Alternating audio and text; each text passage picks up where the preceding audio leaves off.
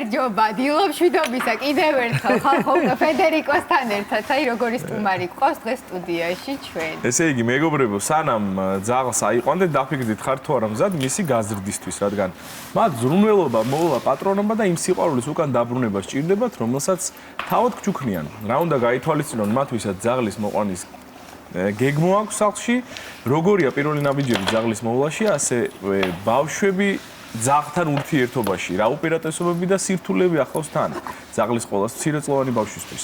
შემოგვერთა მწვრთნელ ინსტრუქტორი ლიზა ლომიძე და ძალიან დიდი ბომბორა საყვარელი ფედერიკო. მოდი ჩვენთან ფედერიკო, მოდი საყვარელია და როგორ ჭკვიანად და კარგად იცნია, მაგრამ ცოტა გმუტავთ, ამიტომ ცოტა ყეფად ახლავს დღეს თქვენთან ფედერიკოს სტუმრობა. პირველი ეთერი აქვს და ამიტომ ვაპატიოთ ფედერიკო. გარეთ ცოტა შეგვაშინეს მიუსაფორმა ძაღლება, შეგვაშინეს დაძაბეს და ცოტა ანერვიულდა, მაგრამ გონი მალე ადაპტირდება. ეხლა ეს რამდენი წლის არის? 11 თვის არის, ჯერ პატარა არის ფაქტობრივად ლეკვად ითვლება. ჯერ არ არის უბრალოდ გაზრდილი. და რამდენი თვის იყო თქვენთან რომ მოვიდა? ერთი თვე არის, რაც ჩემთან ემზადება ფედერიკო. ფედერიკოს ყავს ფანტასტიკური და ზე პასუხისმგებლობით ახსოვსო პატრონი, რომელიც ლეკვებიდან არის მის აღზრდა მოვლა პატრონობაში ჩართული სერიოზულად და მან ვასწავლა ძალიან ბევრი რაღაცა. უბრალოდ ჩემი დანიშნულება რატომაც მივედი ფედერიკოსთან იყო ისე, უბრალოდ ეს ყველაფერი ნასწავლი ცოტა უფრო გაგვემყარებინა და უფრო კონტროლირებადი გვექცია. ცოტა გაგვიბრაზდა ფედერიკო, მე მგონი. უყურადღებობით. გამოცდილებით ვიცი და ასე რომ მსმენია ძალიან მნიშვნელოვანია ძაღლის მოვლა დავიწყოთ მანამ სანამ ძაღლს მოვიყვანთ სახლში. რა უნდა გავითვალისწინოთ, როდესაც ძაღლის მოყვანა გვინდა, რა უნდა დავახვედროთ ძაღლს, რა პირობები უნდა შევქმნათ იმისთვის, რომ მან უკვე ჩვენთან კომფორტულად დაიწყოს ჩვენთან ერთად. დიდი მნიშვნელობა აქვს იმას, რომ ჩვენ თავიდანვე ქონდეს რაღაც გარკვეული ინფორმაცია, ხო, როგორ ვაპირებთ ძაღლის გაზრდას. ზოგადად, რა არის ჩვენი მიზანი, რისთვის მოყავს ძაღლი, ამას აქვს ყველაზე დიდი მნიშვნელობა, რომ ჩვენ ვიცოდეთ და სანამ ძაღლს მოვიყვანთ, ამ კითხვას ჩვენ თავს უსმევდეთ, ხო? იმიტომ რომ რისთვის მოყავს? იქნება ეს მხოლოდ კომპანიონი, თუ იქნება ის ძაღლი, რომელიც სიტყვაზე რაღაც დანიშნულება ექნება, რაღაც საქმე უნდა გააკეთოს, ან არიან ძაღლები, რომლებიც უმეტესად სიტყვაზე სახლში არიან ფედერიკოსნაირი ძაღლები, რომლებიც უმეტესად მუდმივად პატრონთან ერთად მოძრაობენ, ხო? გააჩნია ჩვენ რა გვინდა, რას ვეძებთ და ჩვენ უნდა წარმოვიდგინოთ, რომ ჩვენი ლეკვი უკვე დასრული რო იქნება, როგორი გვინდა რომ იყოს ჩვენი თანაცხოვრება მასთან ერთად, ხო?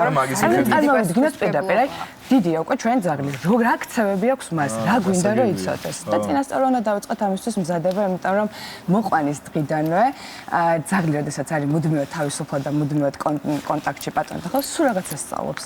ამიტომ სიტყვაზე თავისუფლად შეუძლია, რომ ლეკმა 3 დღეში, მაგალითად, ახლა ეს უხეშად ვამბობ, ისწავლოს ის, რომ პატრონთან რომ მივადა ყეფას რომ დაიწყებს, მაგალითად, ფედერიკოს ეს საკმაოდ ის აქვს გამძაფრებული.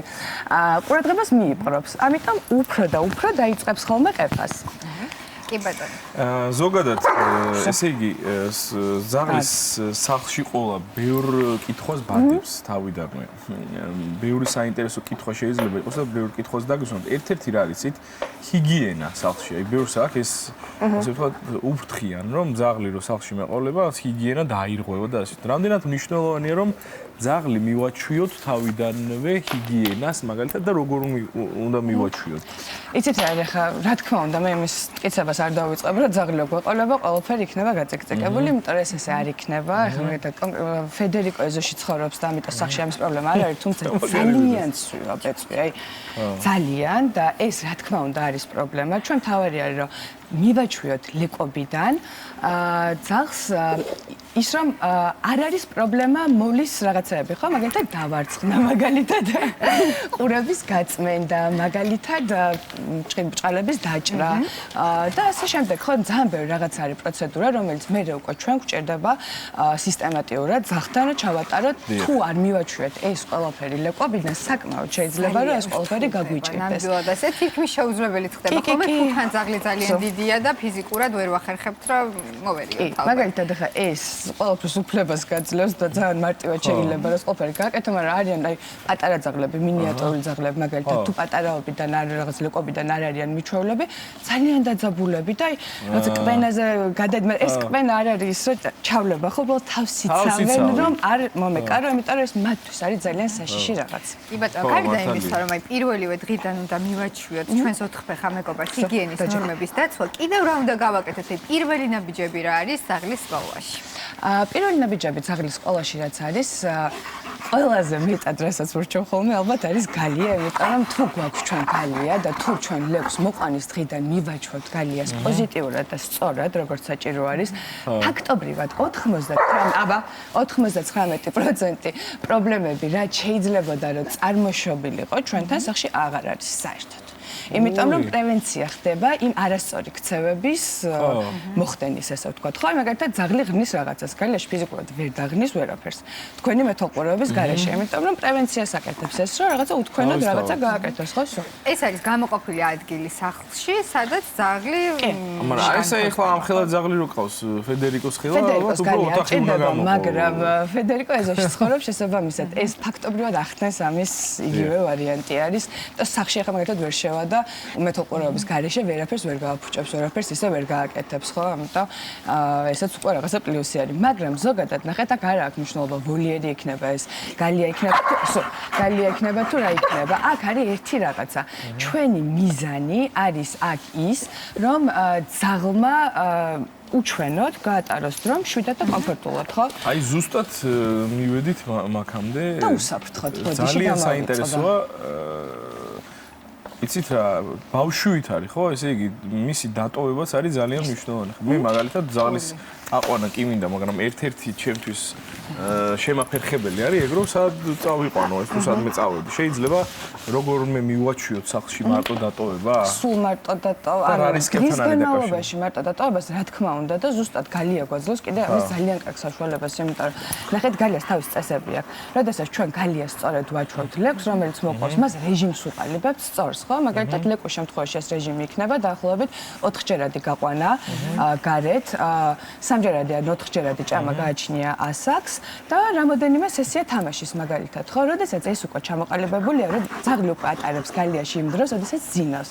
და რაც აუცილებელია მისთვის ზოგადად ძილში და დასვენებაში გაატაროს, იმიტომ რომ ლეკვები ძილში აი აუარებელ ინფორმაციას, რასაც დღის განმავლობაში იღებენ და სწავლობენ, ზუსტად ძილში ამუშავებენ ამ ყველაფერს, ხო? შესაბამისად ძალიან მნიშვნელოვანია, რომ ჯანსაღი ძილის რეჟიმიც გქონდეთ ძაღლებს, რაც ხშირად ვერ ხდება ხოლმე თუ გალი არ არის, იმიტომ რომ წარმოგიდგენთ, მოვიყვანეთ პატარა ლეკვი, ჩვენ ძალიან გვიხარია, რომ ყველგან დაგვგზავს, ხო რა თქმა უნდა, შენიშვნას ამაზე არ ვეტყვით და პატარაზე სადაც გავინძრევით, ძაღლი მოყვება. ანუ უკვე არის ძაღლი წინასწარ იმას ეჩვევა, რომ მე მუდმივად უნდა ვიყო ყურადღებით და ჩემ პატრონს სადაც წავა, მეც რაღაცა გავყვე, ხო? და შესაბამისად ეს უკვე მის რაღაც ნერვიულობას, შფოთს და ბევრ რაღაცას იწვევს. ცოტა სტრესული შეიძლება და იყოს. ძაღლისთვისაც როგორც ბავშვს ჩვენ ვაჩვენებთ დამოუკიდებლად, რომ უჩვენოთ, კომფორტულად იყოს, იმიტომ რომ ბევრი მსგავსი რაღაცა იქნება, რომ უჩვენოთ, მოუწევს გამყოლდეს, ზუსტად იგივე ხდება ძაღლებთანაც. ჩვენ წინასწარ უნდა ვიზრუნოთ იმაზე და წინასწარ უნდა ვიცოდეთ რა როგორ იქნება, რომ შესაბამისად მოვამზადოთ ძაღლი, რომ ჩვენ თვითონ არ დავაშვებინოთ სხვადასხვა შეცდომები, ხო? ეს ახლა კიდე გაიზრდება ეს ძაღლი? ეს ძაღლი ესე პირდაპირ გაიზრდება შეიძლება აღარ, მაგრამ ნუ გამსხვილდება უფრო ესეთ ფორმებს მიიღებს და იქნება. იცი რა, ხშირად მათვისაც ეზო აქვთ სახლში დიდი ვერანდა, რატომღაც საჭიროდ არ თვლიან ხოლმე ძაღლის რეგულარულად გასეირნებას. რამდენად მნიშვნელოვანია მიუხედავად იმისა, რომ შესაძლოა ძაღლი ეზოში ცხოვრობდეს, მისი გარეთ გაყვანა და საჭიროდ რომ ყოველდღიურად დილას და საღამოს. ძალიან მნიშვნელოვანია, რომ ეს ყველაფერი ხდებოდეს სისტემატიურად, იმიტომ რომ ნახეთ, რომ რამ ხელა ეზოც არ უნდა იყოს, რომ ჰექტორობით მიწაქვი გქონდეთ სიტყვაზე ადამიანს და შეეძლოს რომ ძაღლი გაუშვას უბრალოდ თავისუფლად და სულ იყოს დატვირთული, მაინც არ იქნება ის, რაც ძაღლს სჭირდება და რასაც მიიღებს რეგულარული სეირნობისას, იმიტომ რომ თქვენ მიწაზე ფაქტობრივად არაფერი არ შეიცვლება ეზოში, ხო, ესე რომ დავფიქრდეთ. ძაღლი სულ იქ არის, არაფერი სხვა არ შემოვა, სუნი არ იქნება, გარემო იქნება მუდმივად ერთნაირი.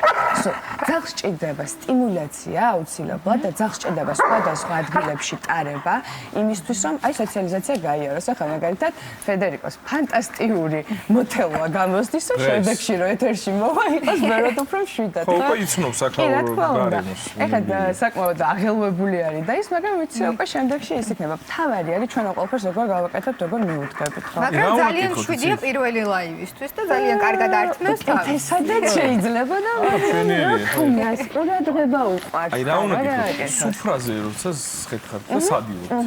შეიძლება მოვარდეს და იქიდან შეჭამოს პირდაპირ სუფრიდან. ამან? ან როგორ გადავაჩვევთ ძაღლი მაგალითად სუფრიდან ჭამას.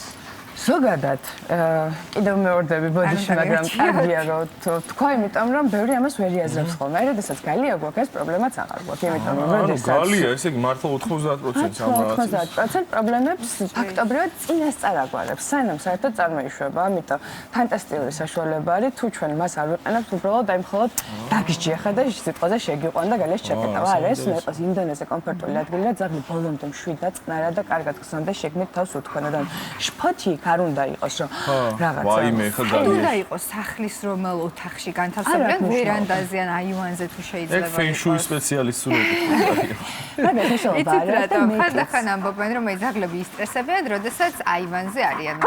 ხსმენი ასეთი რა. არა, ნებისმიერ ადგილას შეიძლება რომ ძაღლი მივაჩვოთ, უბრალოდ რა თქმა უნდა, ხა ლოგიკური არის აივანზე, როდესაც ვერ ხედავ შიგნით რას აკეთებ, ხო ან რაღაცა ვიტრინაზე, რაღაცა ან მოძრაობას ხედავს და თვითონ რა თქმა უნდა ეს უწყობს ხელს იმას, რომ ძაღლი ცოტა ანერვიულდეს და უფრო რაღაც იმას. აი არ მოეწონა რაც ვთქვით. მაგრამ გალია ახლოს უნდა იყოს თქვენთანო. როგორ არის მე მიჩვევის პერიოდში ყოველს ვეუბნები რომ გალია არავითარ შემთხვევაში არ ედგათ მხოლოდ ერთ ადგილას და გაიტანან აბსოლუტურად ყველგან, იმიტომ რომ არ მიეჩვიოს ერთ კონკრეტულ ადგილს. გალია შეიძლება რომ წავიღოთ ყველგან, ხო? ამაგათაც ზაფხულში გვაქვს იყოზე ქალაქში ვწხოვრობ, ბინაში ვარ ზაფხულში მივდივარ დასასვენებლად აგარაგზე მიგვაქვს გალია. ძაღლი უკვე ბევრად უფრო მარტივად არის მიჩვეული იმ გარემოსაც. კი ბატონო, ჰიგიენაზე ვსაუბრობდით და განსაკუთრებით პირველ დღეებში, როდესაც ძაღლი მოყავს ჩვენთან, ერთ-ერთი პრობლემა რომ თავიდან და ავირიდოთ და გადავაჩვიოთ, ეს ბუნებრივი მოთხოვნილებელი ნამდვილად. როგორ უნდა გადავაჩვიოთ ძაღლი აი ამ პროცესს და როგორ მივაჩვიოთ უკვე გარეთ. თავი, ნახეთ, აქ არის დამოკიდებული რა ასაკში მოყავს ლეკვი, ეს. რა ასაკში მოდის ლეკვი. თუ აქვს უკვე აცრები დამთავრებული, უმეტეს შემთხვევაში ჩვენთან როგორც ყიდულობენ ხოლმე ლეკვებს აცრების კარანტინის პერიოდს გადის ხოლმე პატრონთან, ანუ აცრებს იკეთებს იქ, შესაბამისად დიდი პერიოდი უწევთ ხოლმე სახლში ყოფნა. აქ არის მთავარი, რომ ჩვენ მივაჩვიოთ ძაღლის საფენს სწორად, დაიწყოს საფენზე მოსაქმება. კი, აუცილებლად. თუ ვერ გავყავს გარეთ და კარანტინი არის, ხო? ეხლა სანამ აცრების პერიოდს არ მორჩება, ძაღლი ვერ გავა გარეთ, შესაბამისად ჩვენ რაღაცნაირად უნდა დავუცოთ ეს ძაღლის რა თქმა უნდა, სტანდარტული საფენები არის, რომელიც ამ პერსებებით დააფენძირს და რომელსაც მიაჩვევ ძაღლს. შეიძლება რომ ეს იყოს რამოდენიმე ადგილზე, შეიძლება გააჩნიელებს, ეს არის ძალიან ინდივიდუალური, ვიღაცისთვის ბევრ ადგილას დადებული საფენი დამაბნეველია, ვიღაცისთვის პირიქით უფრო კომფორტული არის, რომ რაღაც ინციდენტები არ მოხდეს სხვადასხვა ოთახებში. ეს ყველა პატრონმა თვითონ უნდა გაიცნოს ლეკვი და ძაღლი ისე, რომ თვითონ მიხვდეს მისთვის რა მუშაობს უკეთესად, იმიტომ რომ ყველგან ინდივიდუალურად წვნაშიც ასე ხდება, ხო? შეიძლება ხა ამასთან რაღაც კონკრეტულ რაღაცას ვაკეთებ და მაგრამ სხვასთან არაფერი მსგავსი არ გავაკეთო, იმიტომ რომ ბევრი დრო არის დაგვრჩა და ძალიან მოკლედ რომ გითხრათ, ბავშვი და ძაღლი სახლში და ასევე შემდგომ სამი მთავარი რჩევა მათ ვისაც სურს რომ ძაღლი მოიყვანოს სახლში. კი ბატონო, ბავშვი და ძაღლი, ჩემი ერთ-ერთი საყვარელი თემა, იმიტომ რომ მე თვითონ მყავს პატარა ბავშვი 4 წლის და საკმაოდ ისე ფაქიზად გავიარეთ ეს პერიოდი, იმიტომ რომ მაშინ მე გერმანულ ნაგაზეთს ყავდა სახლში, ახლა მარტო ვეიმარანერი მყავს, ეს ჩემი არ არის. რა ქვემეს, რომელიც იყო საკმაოდ აგრესიული ძაღლი და მომიწია საკმაოდ ფაქიზად ამ ყველაფერს გაკეთება. ბავშვის მიმართებაში. ბავშვის მიმართებაში კონკრეტულად არა, თუმცა ზოგადად ძაღლს არ ქონდა მყარი ფსიქიკა, შესაბამისად მე უკვე წინასწარ ვიყავი ძალიან ისე რომ ეს ყველაფერი რაღაც გამეკონტროლებინა, არაზრს ბავშვს არ ქონდა ძაღლებთან და არც აქვს ხოლმე ესე უმეტესად მეთვალყურეობის გარეშე ურთიერთობა, იმიტომ რომ ნახეთ როგორი რაღაც არის, რამდენადაც მე ვუფრთხილდები ჩემი შვილის უსაფრთხოებას, მე იმდენად უნდა გავუფრთხილ და ძაღლის ინტერესებს, ოღონდ ახლა ეს ცოტა ხმამაღალი ნათქვამია, რა თქმა უნდა, უფრო გაადამიანურებული, მაგრამ მარტივად რომ მივხვდეთ. უმეტეს შემთხვევაში, რაც უნდა გავითვალისწინოთ, გააჩნია ბავშვის ასაკს, მაგრამ ძალიან ხშირი არის ხოლმე, რომ ბავშვები საკმაოდ მძაფრად თამაშობენ ძაღლებთან. ხო, იქნება ეს ყურების მოქაჩვა, იქნება ეს, არ ვიცი, შემოჭრა და ასე შემდეგ. აქ თავი რა არის, ნახეთ, 99% მე რაც მინახავს და მე რაც გამიგია შემთხვევების, რაც ცოტა არასასიამოვნო დამთავრდა ბავშვთან და ძაღლის ურთიერთობაში, ყოფილა ფაქტობრივად ყოველთვის პატრონის დაუდევრობა უყურადღება და რატო? იმიტომ რომ როგორი გაწვრთნილი უნდა იყოს ძაღლი? ძაღლი არის ცხოველი, რომელიც კომუნიკაციას ახდენს რითი? პირით. როგორც ჩვენ ვიყენებთ ხელებს, მაგალითად, ვიღაცა რომ მე არ სიამოვნებას ხელით რო გავაჩერებ, ძაღლი იგივეს გაკეთებს პირით, ხო? შეიძლება სულ არ უნდადეს რომ ბავშვი დააზიანოს, მაგრამ ბავშვი შემთხვევით დაუზიანდეს იმის მცდელობაში, რომ სიტყვაში რაც არ მოწონს, ის რაღაც ქცევა შეაჩეროს. ამიტომ ყველაზე ისეთი რჩევა რაც შემიძლია რომ ბავშვების ამბავში გავცე არის ის რომ პატრონები იყვნენ ძალიან ყურადღებით როგორი თბილი, როგორი ტკბილი და როგორი ისეთი ცავნა იყოს ძაღლი ჯობია რომ ჩვენ ყურადღება მივაქციოთ. ლიზა, ძალიან დიდი მადლობა იმდენად საინტერესო და საჭირო რჩევები მოგვეცი რომ მე მთელი დღე მოგისმენი დიდი გულისხმობით, თუმცა სამწუხაროდ საეთეროდ რო აღარ გვაძლევს ამის შესაძლებლობას. მადლობა ფედერიკოსაც რომ იყო ჩვენი სტუმარი.